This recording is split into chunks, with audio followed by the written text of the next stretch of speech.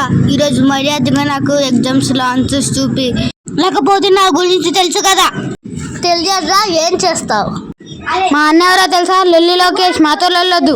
చూపులకే చుక్క పండు కొట్టాడంటే మిర్చి పండు చాల్కి సెల్ పక్కన పెట్టి మాటే వినుండ్రి.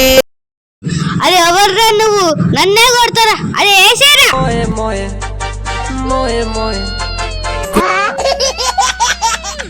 అక్కడ ఎవరు నువ్వు ఇంకా నువ్వు ఇక్కడే ఉంటే నిన్ను కొట్టి చంపేస్తా. అసలే మా ఊళ్ళో నన్ను రౌడీ అంటారు.